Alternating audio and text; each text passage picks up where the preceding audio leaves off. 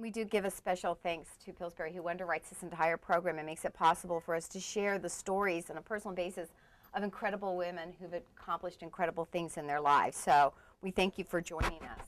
And we have a very special guest today, Lee Woodruff, who's phenomenal. I met Lee when she was in Washington about a year ago. I think it was exactly a year ago. A year ago, yeah. Right. And you were here, and you were talking about your new book, and I fell instantly in love with you. I go, oh my gosh, she's got to rope her in as a girlfriend. So, welcome. I need a little more caffeine, though, to be that person right now. For those of you who are non-morning people, I appreciate you getting up so early because I happen to be a morning person.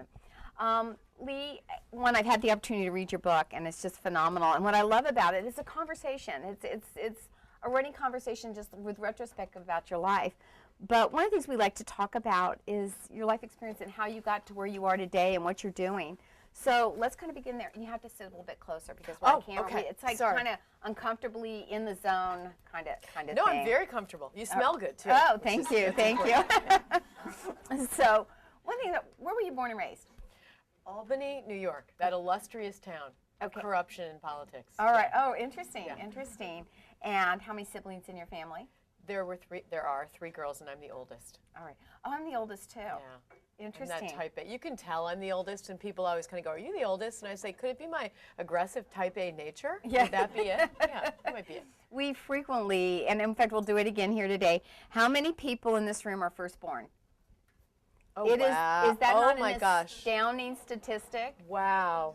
It is an astounding statistic. And for those in the camera who couldn't see, we had, I would say, close to 80% of the people in the room raise their hand and say they were firstborn, which I think is very interesting. And then the secondborn tends to be the comedian, and then the youngest is picked on. So it's kind of, at least. And pampered. And pampered, yes, yeah. Yes. Oh, my God. And what? And the nicest. And the I'm sorry, and the nicest. Yeah, you knew that. That's true. I think that really is true. That is true. That is true. And the most modest. And the most modest. So anyway, so you were born and raised in Albany, New York, and where'd you go to college and school? Colgate University.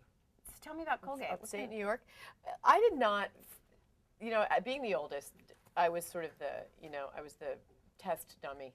And I never even thought about applying really far afield. I think about it now and I think, why didn't you go to Colorado or California or somewhere fun?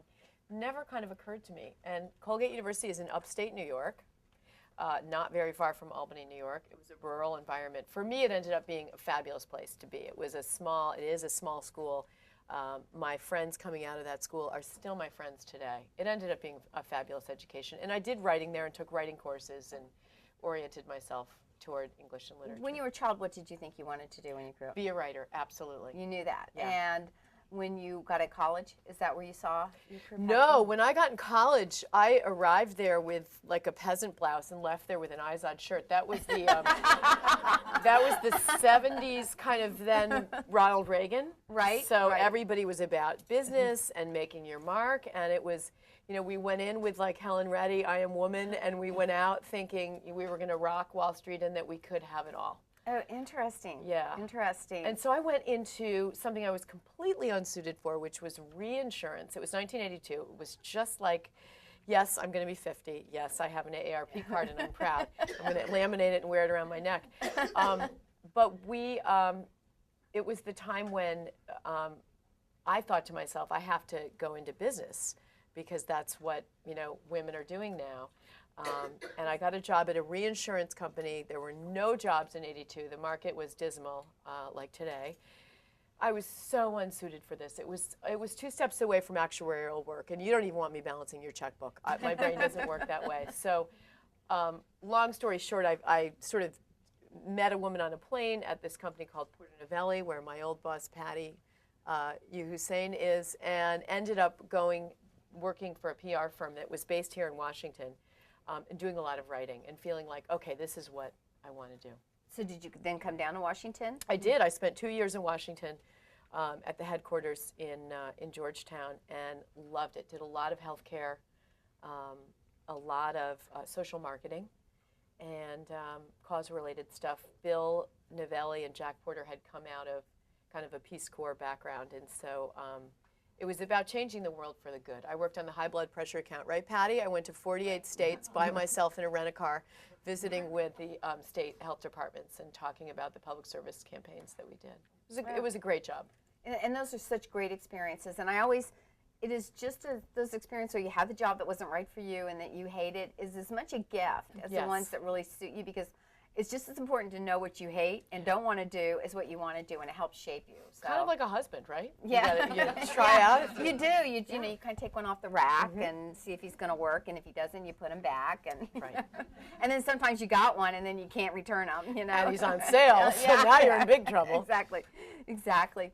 So you were married to Bob Woodruff, who is an incredibly well-known, famous reporter, and we'll talk a little bit about what happened. But how did you end up meeting Bob and marrying him? Well, Bob went to Colgate University. He was a year younger than I was, so he was not even on my radar screen. And he was, I didn't know Bob at school. I just sort of knew who he was. And we ran into each other in New York City. I'd been through a series of a couple of bummer relationships with bad boyfriends.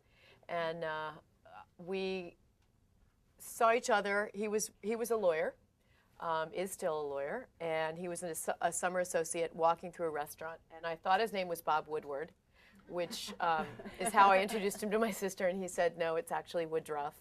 And kind of for the rest of Bob's life, he will be, mistakenly called Woodward.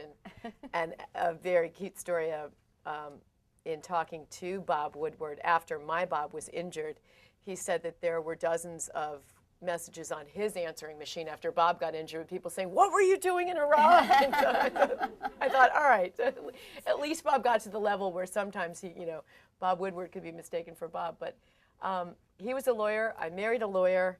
In 1987, the market crashed. If you remember, Bob was doing M&A stuff. And so in 87, the market took a giant dip, and there was no more M&A. And he sat reading the Wall Street Journal at his desk for months and had taken Mandarin Chinese in law school in Michigan and really felt like China would be the future for the U.S. and whether he was going to be an international lawyer or whatever. Got a job teaching law overseas in Beijing. Asked me to marry him. Sherman Sterling held his position there, in fact, paid him as a minor consultant to just work with the Chinese government. They had a tiny little office over there in a hotel room. And we went to China. It was the year that Tiananmen Square happened, and that all broke out. Our students were protesting. There was no school. Bob was teaching law, American law, to Chinese lawyers, which is sort of a joke, if any of you know about law in China. But they were basically trying to learn, I think, everything they could about our system so that they could turn it back on us when they needed to. And we had a fabulous, wonderful year, which I write a little bit about in the book in an instant. And being on the square when the lights were shot out and the tanks rolled in and translating for CBS, Bob thought, this is what I want to do. It's going to be hard for me to go back to a law firm and work in he'd been doing bankruptcy. He'd been doing the, wasn't 7-Eleven. What was the convenience store that was going bankrupt at that point in time? You'd think that I would know because it was my life. And it was a deal that just wouldn't end, and his heart wasn't in it. So we made a jump he was age 30, I was 31. I had just had our first child, and Bob... Now, you were in China with Bob? I was in China with Bob. We were married. We married really fast and went over there together. Oh, my God. And how many years were you in China? Just one. Just 1 year? Yeah. Okay. Yep. Which is interesting because one of the women we've interviewed, Rose Wong, who's the CEO of Binary Group, actually was raised in China and was at Tiananmen Square. So it's just kind of ironic that you both were in the same place at the same time, and how those experiences shape what follows. Absolutely. And they changed so much about China. I mean, just that's sort of the marker, I think. The people that were young when Tiananmen Square happened, Chinese, growing up Chinese, that's such a defining moment.